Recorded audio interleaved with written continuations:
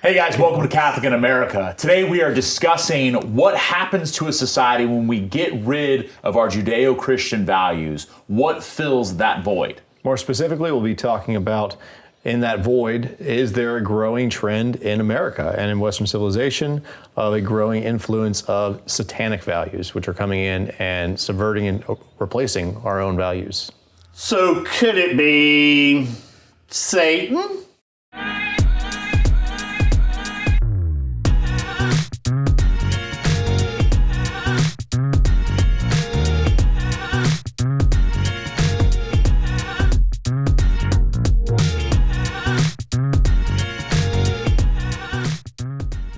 All right, guys, welcome to Catholic in America. We're talking about this growing, really trend towards Satanism in our country. And maybe it might be a little bit different than the kind of Satanism you might be thinking of, but it's no less real and no less pervasive. So, I'm Father Michael Nixon, joined by Father Doug Martin, Father Tom Dillon. And you guys ready for this topic? Sure.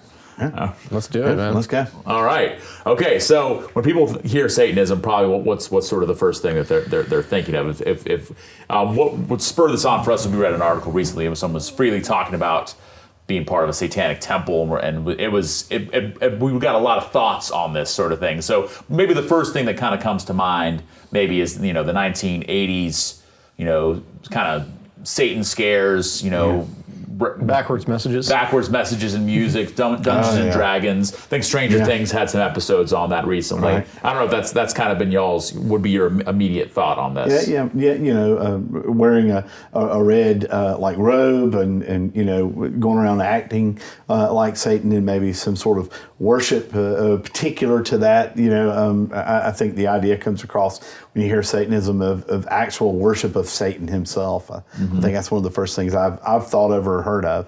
Yeah, or you see movies. I mean, oftentimes I think that multimedia has so fashioned the way in which we even conceptually think about Satanism.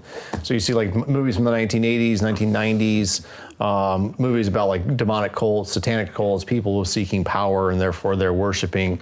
Remember the old Disney movie Hocus Pocus? Yeah. Right, so you had like the three witches who were kidnapping children, then using them to try to find eternal youth and like sacrificing children. So like that's where I think that a lot of the modern sentiment is like, okay, well that's all garbage. Like no one actually really does that. Like when was the last time you saw a satanic ritual of people dancing around a fire, praising Satan? They're like, does this? I mean, most people I think even question like, is this even a real thing? Right. Yeah, because it kind of gets into the question of whether or not, in a sense, like you make it something kind of a joke. So then, if someone were to actually be concerned about it, you'd be like, well, you're scared of this joke. You're scared of people, guy in red tights sort of thing. Yeah, when was the last time you saw a witch actually flying across the sky? Right, diminishing Satan as Catholic Christians. Spoiler alert: we're all Catholic priests. Yeah. That we would see this as an actual force, an actual personal force here. That's the rebellion against God. A fallen angel doesn't eat or sleep or need to take a rest ever, and he's always out to get us. He hates us because we're made in the image and likeness of God. So in a sense, something united to that reality is something serious. So maybe kind of getting through our 1980s movies sort of treatment of that. What is the reality of Satanism as it's being expressed today? Because then later on we'll kind of get into why is this important? Why is this something that we need to look at and maybe take a look at our own lives too, in the way we're approaching life? For me, at least, one of the this is for actually I think probably you guys have probably read it as well. Like the question is like, what is Satanism from the Judeo-Christian? Like, what do we actually understand Satanism to be? I think that actually C.S. Lewis did probably a really good job in his book, The Screwtape Letters, as you start looking at, like conceptually, like moving beyond just like the ridiculous images that we see. The pitchfork, fork tail and all that. Yeah. But then the question becomes, what is Satan? So like as Catholics, obviously we believe that in an invisible realm, we believe in the spiritual realm, we believe that there is, not everything is seen, but we believe in those things which are seen and unseen, which is part of our creed. We believe in the seen and unseen. But then you, like in the unseen world, and this is also going back to like the Jews at the time of Jesus, you had the Sadducees and the Pharisees who you kind of had the Pharisees who believed in the invisible realm, the invisible world, and then you had the Sadducees who did not. Like they said, well, there are no angels, and that's even the fight that St. Paul is able to take advantage of with the Sadducees and the Pharisees he's brought before them. He's like, well, I'm a Pharisee, and the reason why this group over here is condemning me is because I believe in angels, and I believe in the resurrection of the body, and I believe in all these crazy invisible things. But on the other hand, like as Judeo-Christians, like we believe, especially as Catholics, like that there is actually an invisible world. There are things such as intelligences in the universe, like intelligences in, again, the spiritual realm. Some that are malevolent, that hate us. There are those that are good, and there are those that are evil. And so, like looking at that, and I think that like C.S. Lewis, especially like the Screwtape Letters, gave a much more accessible understanding of Satanism and that, where he has the whole dialogue between, I'm trying to remember the characters. Screwtape and Wormwood. Yeah, Screwtape and Wormwood. Wormwood. Was it Wormwood? Yeah, Wormwood. Mm-hmm. Wormwood. Yeah. Wormtongue's from Lord of the Rings. Wormtongue is that's right. It's also kind of satanic. Especially like in that whole, actually the exorcism in Lord of the Rings, where you had Gandalf coming in and exorcising Wormtongue. Right. Or Saruman from Theoden's presence. So like you have this notion of like, what is Satanism in the world today? And are we starting to see manifestations of the satanic? Are we starting to see manifestations of the satanic realities? And that's where like Lewis writing at that time, writing the Screwtape Letter, starts showing you the conversations. There's conversations between these two demons, which gives you an insight into satanic realities and an insight into possibly how the devil thinks and like what their motivations are. And like especially when you start looking at these growing trends in philosophy, these growing trends in morality in our world, as people start postulating, okay, let's tear down structures, let's tear down morals, let everyone create their own system of values and morality, and then you start seeing these various different things that are starting to pop up, which are connected to trains of thought. Yeah. Like there's philosophies behind it. Yeah. So before it becomes, because there is the temple, the Satanic Temple, and the Church of Satan, different organizations that are probably nonprofits or whatever it is, have different belief systems attached to them. Some would be more kind of religious or cultic in their practices as far as actual sacrificial incantations and things, and maybe some would consider themselves atheistic, but they're taking Satan. That's the common, whether you're an atheistic Satanist or a believing Satanist, whatever it might be, you're taking Satan. So why Satan? What is sort of the common sort of thing that's there that we'd be able to recognize as, okay, that's not only using Satan as some sort of icon for you, some sort of mascot, but it actually has a satanic impulse behind it, which means it's leading us away from God ultimately. I think some of what you see, at least in the writing and in what you hear from some of the proponents of it, is that Satan is really the symbol of rebellion. And when you start thinking about that, you start asking the question of, okay, well, what would the rebellion be against? Well, it's obviously to a certain extent against Judeo-Christian ethics that we've had in this country for since its inception. And so the actual rebellion that's taken place, the symbol of that rebellion being Satan, which is the antithesis of course to God, to Jesus, and to everything that Judeo-Christian Christianity represents. And so it's a way of saying we reject all of that, and that's what the rebellion is about. And so using Satan, the image of Satan, and it's the idea of Satan. So the idea of it itself is that we're wanting to reject those sorts of things, because in Christianity itself, the tenets that they're rejecting, actually they want to accept some of it, but it winds up being individualistic as opposed to something more than that. I think that also, like looking at it even more basically, it's a rejection of order. It's like when you look at order, and so like part of especially like this satanic philosophy, which you will find popping up, especially in the world today in different organizations. And popular culture is coming in a lot. Popular culture is that all movies, order, like all order and all systems of order and all structures of order are social constructs. right? So that everything is a creation, like all the order that we find in society is that this is just particular people's preferences and it worked for them, but this was only a construct. And it's like this idea of social constructs, that order itself is a social construct, at least the human order. Like you do have certain movements who say, no, I mean, obviously science and nature is not a social construct. But now you have people who are even challenging science and nature, saying, is science and nature just a construct? Science doesn't actually exist. So it's like this whole point where you start delving with, like, is order, like, is the structures that we find within society, do these things work just because we like them and because they work and they work for us? Or is there something more basic? And so, like, within the satanic idea and the satanic movements that are coming, which we see a lot in the world today, whether it be in LGBTQ ideology or whether it be within various different Marxist leanings of people who are saying critical theories and things like that, you'll see this rejection, as well as it's not just a rejection of order, but it's also where they posit, where people are believing that order itself is fluid and is relative. Like there is no actual persistent, stable realities, like ideals. Ideals are not stable and consistent, like in a Platonic way. So like Plato, who believed that there are ideals, unchanging ideals, which all societies must adopt. Yeah. And if they don't adopt that, then the societies will collapse in on themselves. It's like the idea of the forms. But like now this very rejection even that we're finding in modern society today is that people are saying, well, that's just Greek philosophy. That doesn't matter. There's no lasting value. There's no lasting because reality itself is fluid. Well, it kind of goes to like a common... Again, I haven't met that many people who say I'm a Satanist. That it's not that common of an identification, but the philosophies behind it. And I think we should talk about some of the actual kind of mockeries of the sacraments and of sacred things within the church, sort of rituals around things like abortion, around things like desecration of the Eucharist. That are, whether these people think that the devil's real or not, he's definitely a part of that. Encouraging that, but this simple phrase of "my truth." Yes, my truth is a fascinating phrase. I know Oprah Winfrey was kind of famous for using that, but in a sense, it's been in the culture for a very long time.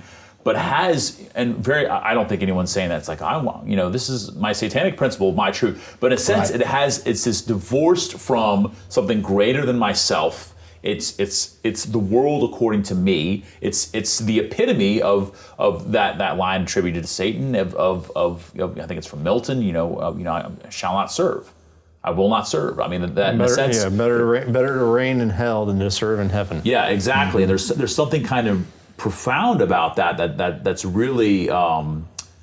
It's pretty common. It's a lot more common as a philosophy that I think most people, in a sense, that becomes a governing philosophy, not just something you might happen to believe, but like whatever you do in life, at least make sure you're true to your truth. Well, you're number one. You can first. Take another phrase what we've all heard and we hear frequently, which, like, you understand like what the person might mean by that, and like you're like, well, that's partially true. I think I understand what you're saying. So empathy, you want to reach out, but like this phrase, and it's perception is reality.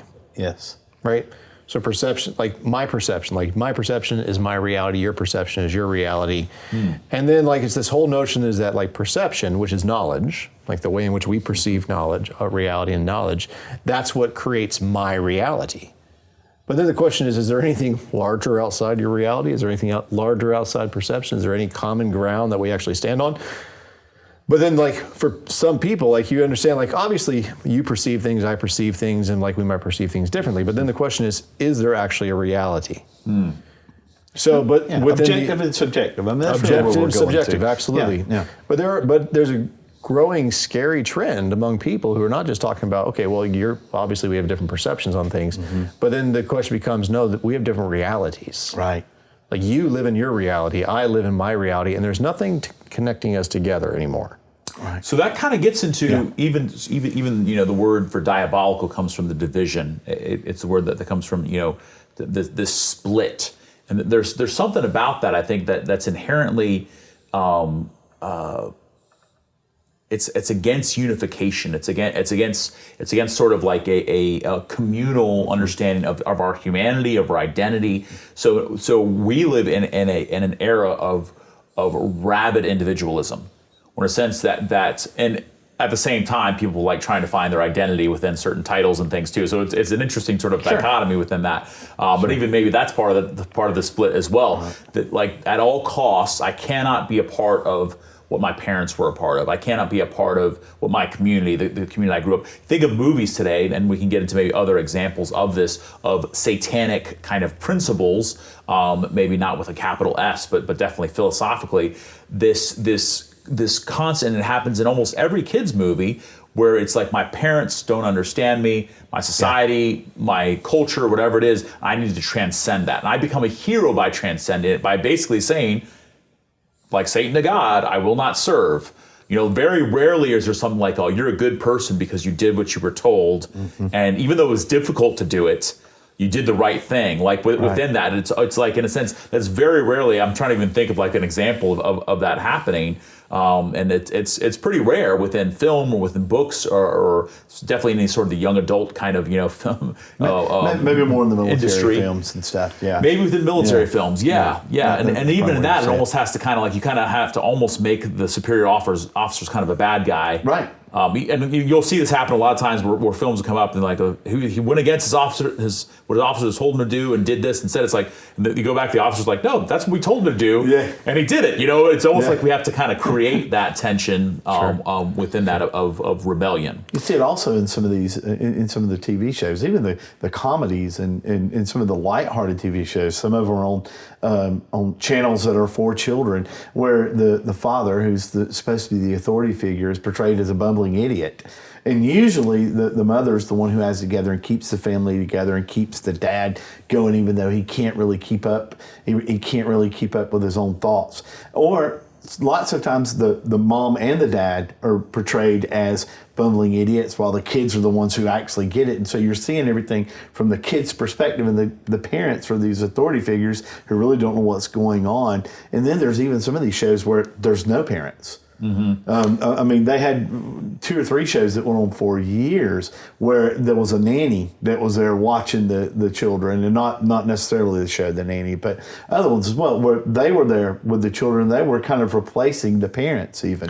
And so there was almost this gang mentality that the nanny doesn't really have the final authority we do, and they have to kind of do what we tell them to because they work for our parents. So you start seeing all this deconstruction of what you're saying, the authority type constructs, because we want to rebel against that. But this is the very heart, or is the very key point of Satanism, is the rejection of natural order. Right. Rejection of consistent patterns of being, the rejection of consistent patterns of cyclical cycles that we know work in the natural world.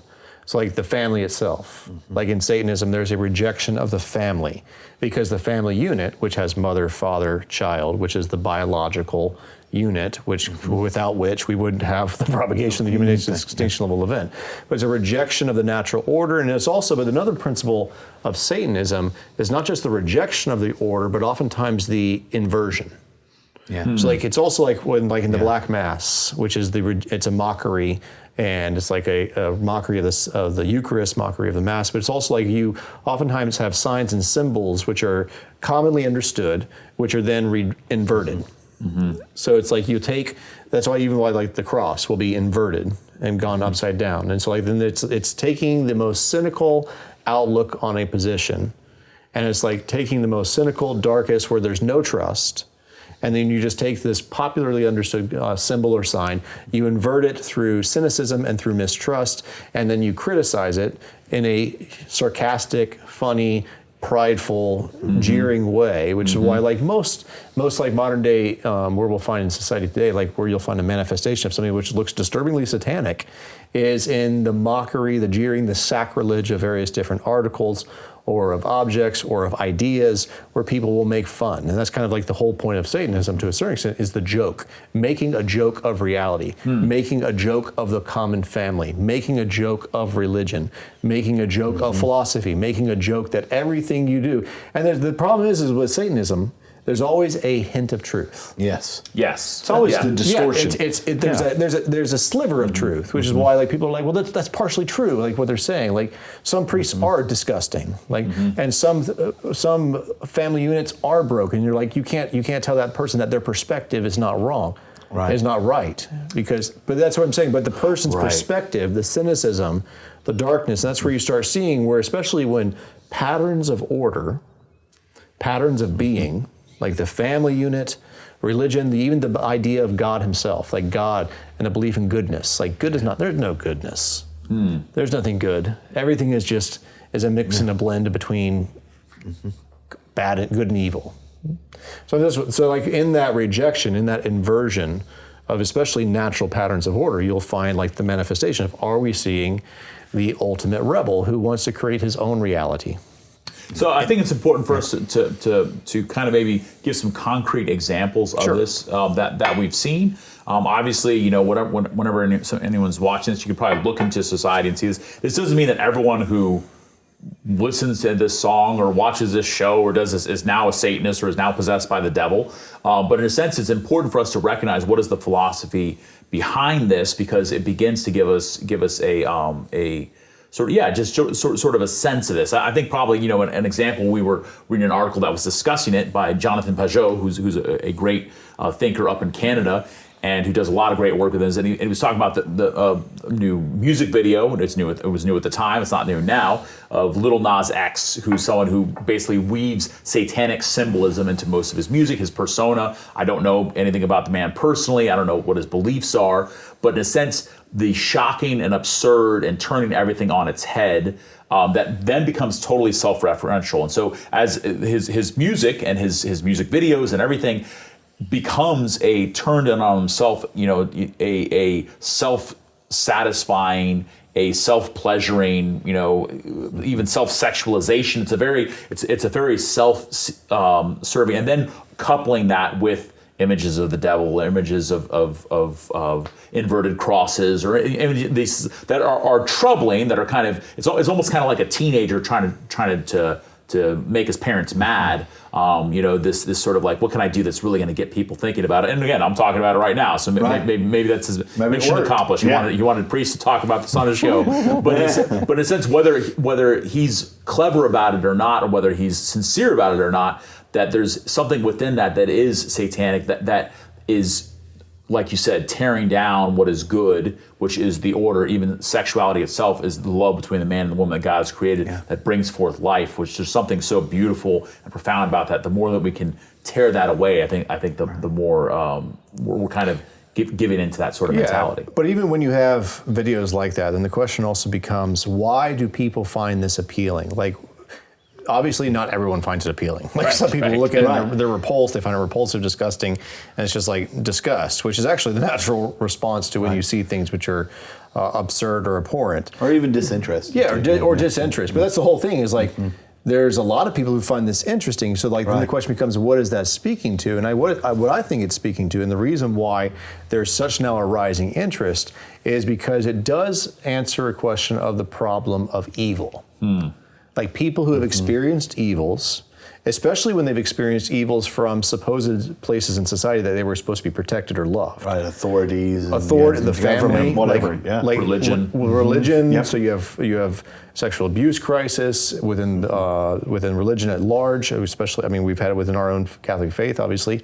But then you find the breakdown in the family, where you have, like, by the age of 18, the statistic, one of the more recent statistics, is that 1 in 3 females have been sexually abused, and 1 in 5 males have been sexually abused. And so, like, you have this experience that many people are trying to understand, is like, how did all this evil happen?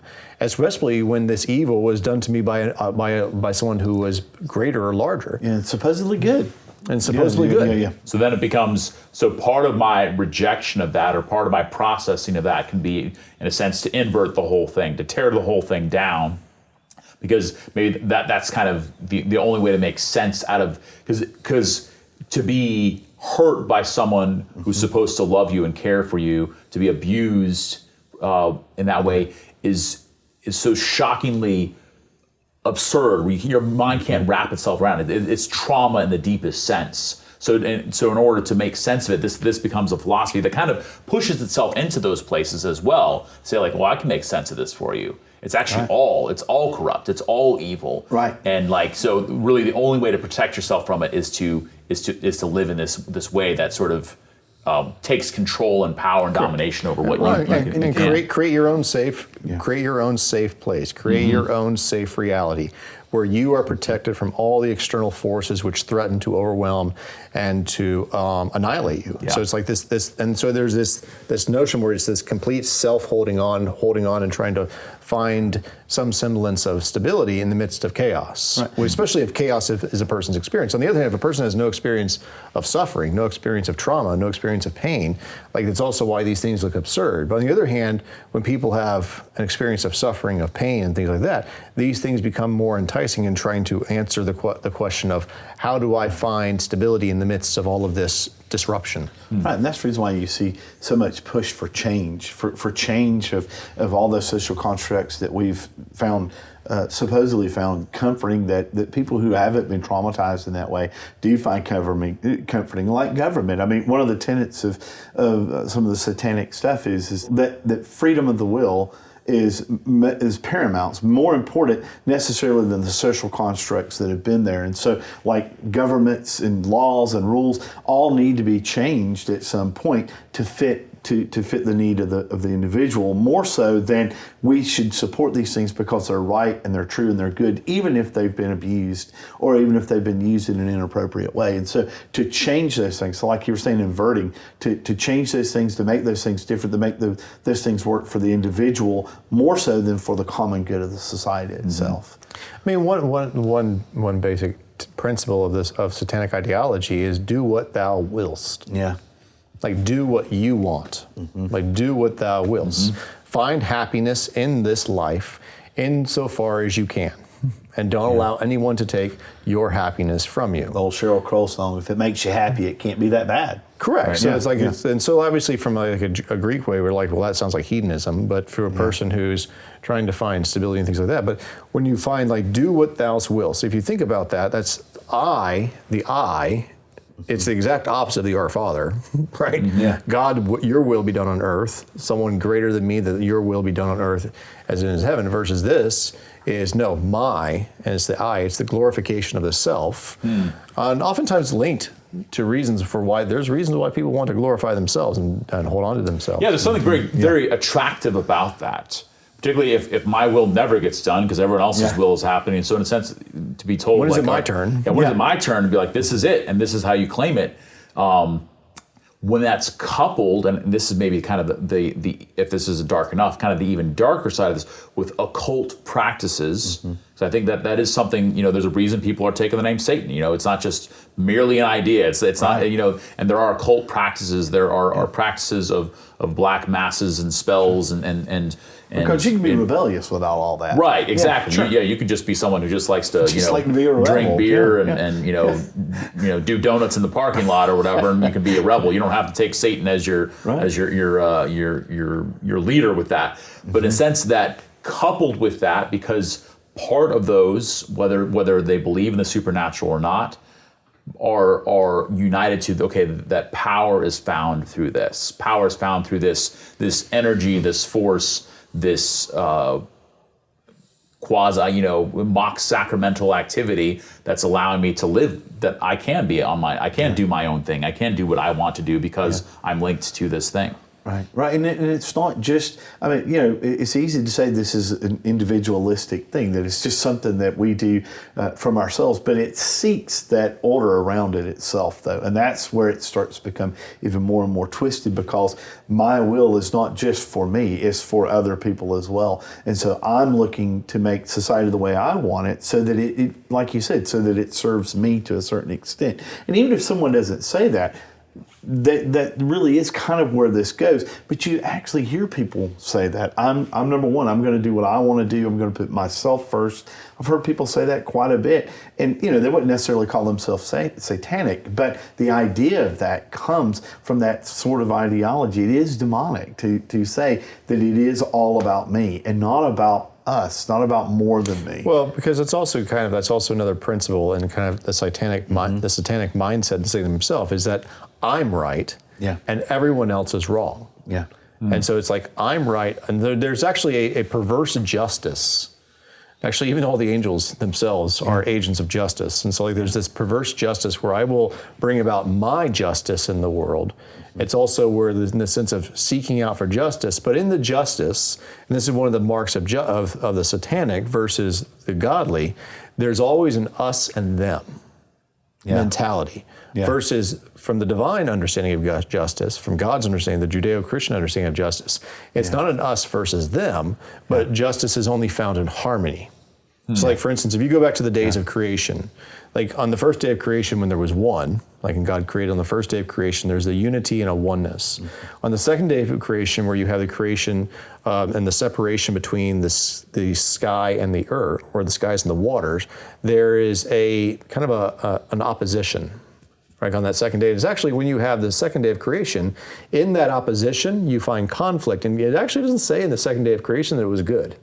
Right. It's only the reverberation of it is good on the third day of creation where you have harmony. So like on that, there's also this notion of that justice can only be found when you find harmony between, and then you can't have harmony between two, you have harmony between three. So you have to take into account this person's perspective, this person's perspective, this person's perspective, and you find justice is found in harmony. Versus in the satanic parallel to this would be that no, justice is found in duality. And it's a binary. It's like it's us versus them, it's me versus you, and therefore it's this imposition of the self. It's power. It's power, the pursuit of power. Right. Actually, you mentioned Jonathan Peugeot in his analysis of Little Nas X, which was also of not just Montero, but it was also his analysis of the WandaVision, which Peugeot made a really interesting point in his one. If you've not seen it, I suggest watching it, if those are viewing. But Peugeot made this point that like WandaVision, which you have the Scarlet Witch, right, a witch. And this is before they even came out with the new movie, which was kind of even more intensification. This was before the Multiverse of Madness with the new Doctor Strange movie, which was one of the most occult movies I've ever seen in my life. But in that, like, you go back to WandaVision and the Scarlet Witch, like, she creates this alternative reality, right? Scarlet Witch creates this alternative reality where she actually traps other people. She forces people to believe her reality. And so like it's the ultimate victimization of like a victim, a person who actually is in trauma and pain, but actually becomes so increasingly selfish that she traps other people and forces them to conform to her reality, right? Because she's in such pain. So it's not like, and this is what Peugeot's point, in movies like this, and we're seeing a growing trend of where we look and we reinterpret villains and we kind of sympathize with them, which is fine. But as opposed to asking the villain to change anything, we now change our perspective and we're going to change reality to conform to their perception. Right. Which is no longer actually, and this is no longer like the good shepherd who's reaching out and pulling the lost sheep. This is where all of a sudden the sheep demands that the shepherd is pulled down and falls off a cliff with them. Right. Well, it kind of gets into, and this is a very, very common thing. I mean, you were saying something about a rendition of the passion narrative that you saw recently, we won't say where, that basically, in a sense, tried to recast Judas, the Pharisees, the Sadducees, the high priest, all of the kind of traditional opponents of Jesus, those who, Judas who betrayed Jesus, those who condemned Jesus and handed him over to Pilate, basically to try to give them in the best possible light. And there's reasons behind that historically too, but especially for Judas, I find that interesting, trying to kind of rehabilitate Judas, or in a sense kind of put us to try to empathize with him, which is an interesting, kind of stylistic thing to do. And I think there's some merit within that when you're kind of trying to tell an interesting side of the story of Jesus. But it kind of forces us now to say, well, he didn't really do anything wrong. Like it was just kind of like how we perceived him or how we blamed him. That's where a lot of some of the superhero movies are going, even beyond that a little bit. But that's where a lot of them are going. It's trying to get you to empathize with the bad guy, trying to get you to understand where they're coming from. And usually where they're coming from is they have a good idea. I mean, like if you look at even though it's several years ago, if you look at Endgame with Thanos, I mean, the idea was that the creation, the cosmos was suffering and was going going to suffer even more if there were more people, and the best way to do that was to get rid of half the people. Well, I mean, the idea that the cosmos is suffering and you want to do something about it's a very good thing, but to try and get rid of half the people and to justify that through that way, it makes you want to empathize with Thanos and say, well, see, he's trying to do the right thing, when in actuality he goes about it all the wrong way. Well, but but even going this is kind of a more sensitive topic, but it's the reality. Like if you go back to like these ancient images of Satanism, right? But one of the most clear ones in the Old Testament is like the worship of Molech, right? And like in the worship of Molech, where you had child sacrifice, right, which is terrible. And there's people now today who say, "Oh, that didn't happen. That was just people." We have bones. Like we've discovered graveyards. We've discovered in the walls of things archaeologically. Like, and so the more that we understand with archaeology, the more that we recognize, I know people have done terrible things, especially to children. So like in the worship of Molech in the Old Testament, which is also why like when this broke out, like the people of Israel were punished as God told them that they were going to be punished when they started sacrificing children. Right? There's reasons for why people worshipped Molech, right? You got money, right? It was your good luck charm that you were promised money, and it was also for happiness.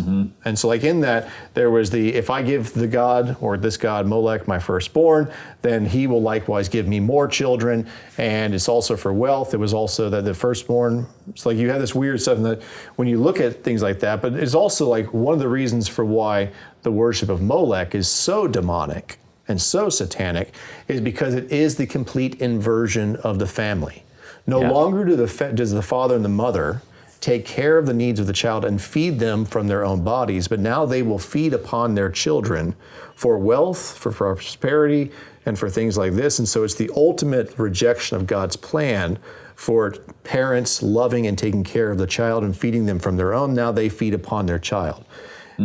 Right? So like that's why I'm saying like it's this rejection, this demonic, satanic rejection of the natural patterns of order, which we also see paralleled in a similar way in the modern day abortion industry. Abortion industry, absolutely. And so that's where you'll find that it's not the right time, it's not the right place, it's my body. Mess up my career. Right, it's going to mess up all these different reasons. And there's I mean, obviously you have cases of a person who's been raped, you have incest, you have all these terrible things.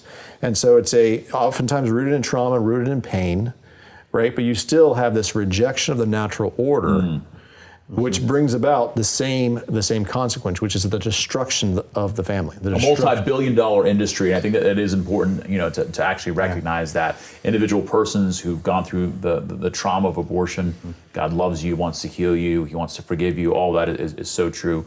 But recognize that there's a machine behind this, a satanic machine of the abortion industry. And I think that it's not a stretch to say it's continuing within the spirit of Moloch of saying on the death of children, on the sacrificing of lives, of innocent lives that cannot defend themselves for the sake of self-grandizement, for the sake of self-empowerment, of self-realization, of money, which is maybe the worst possible thing to make a sacrifice for. Well, I mean, that's even like the big thing with like pharmaceuticals and all the different industry of like experimentation upon embryos and all this, and they're like, well, it's not a human being or it's dead. At least, I mean, let's get some utility, and that's where like reducing people to numbers. Like there's also this notion like within the satanic is this reducing people to their mere utility value, reducing people to number, reducing procreation and propagation to just numbers, and therefore if we can get immortal life. Right. Yeah. If we can get more life out of these corpses, if we can get, then that itself is also part of the whole mentality. And this is where, like my grandfather used to say, the devil never comes up with anything new. It's just a different packaging, different day. Right. Just looks a little different than what it was. Yeah, different technology for it as well. And I think too, it's important for us to recognize, especially if we're called to be something different than the society around us, that the Jewish people throughout the Old Testament were called to be different. We're called to reject that worship of Moloch. We're called to reject child sacrifice, which was common in most societies around them at that time. We're called to live something different, where the father and mother pour themselves out for their child. So the same thing, true for us as well. That man, there's a tendency here that's powerful and that's rooted in this reality of the devil, of who is real, whether people in the temple of Satan believe in him or not, and recognize that we're called to reject that, not by hating those people or by fomenting more violence, but by living boldly what the church would call the gospel of life, which is antithetical to Satan's plan. Right, and to finding ways to love those people, even when they're doing evil, is finding a way to love those people. And sometimes loving those people means bringing them to justice. Sometimes it means making laws that are supporting laws that are actually bringing about the good for society, bringing about the good for families and for the children, for whoever's being abused in those situations, but not allowing it to become about one person, that it's about more than just that. Well, kind of circling this around, like looking at like what is like these satanic values that are now starting to become more and more present in our American society and Western society in general. Go back to the Garden of Eden story, like it's the glorification of self, but the glorification of self manifests itself in particular ways, right? It's me. I am the most important. My safety is most important. My perception is most important. To a certain extent, it's like the cry is like, even like we see in a practical way, my body, my choice, right? But that's an idea. And I'm not condemning people, I'm not condemning persons who believe that. It's the idea. Like I am separate from the harmony of creation, and I can create my own reality. The way that I feel is more important than the system. And so like bringing this back together is like, these are things which are very troubling in society, because it's a way in which we're not working together, we're working against people. And don't see people as our brother and our sister, we see people as once more as our enemy. Where it's no longer the pursuit it's no longer the pursuit of everyone's justice. It's the pursuit of justice as I perceive it. And so the resolution, then, I think the invitation for us is not to live in fear, not to live in be just constantly afraid of the devil. Recognize the devil is real. Recognizing that he fears, and he's not rivals with Jesus. Because Jesus Christ is Lord, in the name of Jesus, the devil has to bend his knee. So when we pray, when we put ourselves under the lordship of Jesus, the devil's hold is broken. When we repent of our sins, especially, confession is more powerful even than an exorcism. I think it's important to know. But recognizing too that those tendencies that we have within us and within our society at large, that we need to see those. Be like, all right, how am I making this day all about me? And it's so easy for me to go through an entire day or an entire week, and I've made it all about me, and all about my preferences and my comfort. So before it gets into grandiose philosophical stands against God's, it can be just that simple thing of like putting myself first. Which, how can I begin to act against that, to say, not my will, but thy will be done, Lord, or letting someone else, may this person increase and may I decrease. My goodness, humility, I think, is the real antidote to Satanism, is humility. Absolutely, and also recognizing, especially in our feeling inundated culture, recognizing the feelings that bring people there. Because the reason why people choose me is oftentimes rooted in fear. Yeah. So there's this fear of bad things happening in my life. It's this fear, and that's one of the greatest tools of Satan himself, is preying upon our fears. And especially the fear of isolation, the fear of what this is going to cost me, the fear of this, the fear of that, when we don't know fear the future. Of being wounded again. The fear of being wounded, the fear of this, of the consequence of how various different things are going to happen in my life, or the fear of how I'm going to have to possibly change my mind. Change my perception, change my reality to encounter something larger than myself. Right. And also the understanding too that what we're talking about here is principles of the satanic, in that we're not saying that every single person, because they're doing something that really does go into these principles of Satanism and the satanic nature and the satanic understanding, mindset, worldview, that means that person is actually, conceptually understanding that they're worshiping Satan. I think sometimes when we hear that, we hear devil worship, we think, well, when we start, self-reflecting, we think, well, I'm not doing that. I mean, I'm okay, even though I want to get my way. But the understanding that it's those principles that are there, and that really Satan, the devil himself, is conniving and is able to draw us in that way, and us thinking it's not as bad as what it really is, and us not understanding just how bad this is, and just that we are walking towards him even when we're not, even when we don't think we are. And so it's very easy to maybe watch this episode and say, it's about a boogeyman. It's about, the devil, and I'm not worshiping Satan, but understanding that, no, you may be, and you really don't even know it. Yeah, I think it's also important to recognize Satan doesn't care if we worship him. No. Right. Satan, the angels don't care. No. For the most part, even I forget which passage it is in Scripture. I think it's in Revelation, I want to say it is, that one of the angels says, I didn't come here because of any benevolence on my part. I came here because God had told me to. Yeah. Right. There's this notion, but also Satan doesn't, this is one of the points that Lewis, circling back to the beginning with Screwtape, Satan doesn't care if we believe in him or not. All he cares is that we don't believe and we don't follow God. Yeah. Because the more people that don't follow God, the more that he wins. When you look at Revelation, in his losing fight against God. When you look at Revelation, it's the hot and the cold. He spews out the tepid, and that really is what happens here. Isn't it? Satan really is looking for apathy. I mean, if he can get us just to be apathetic, just to not care, just to not think that there's something more beyond that and live by that, then he's won. He's done what he's wanted to do with us. So in a lot of ways, it's understandable why people would choose this philosophy. Obviously, maybe not to get to Satan himself, but it's understandable where people have been hurt. They've been taken advantage of. They've been disenfranchised. They've had bad experiences in life from religion or family or down. So these government, the government. Oh my gosh, I mean, church, you could do it in the church. The traumas that people have experienced, the walls that they put up around their heart. It makes sense that this would be a temptation within this sort of mentality in this direction. What are the consequences as a society, and again, maybe just as we come to the end here, of us continuing to live this way, continuing to build up within our woundedness to go deeper into ourselves, all about my own truth? Sure. Well, I mean, the consequences is right there found in the Scriptures, right there in the garden. Consequences, separation and loneliness. Yeah. So and that's on an individual society, on an individual level, that's the problem is there's nothing wrong with protecting oneself and trying to find meaning and trying to find order in the midst of chaotic trauma and stuff and such.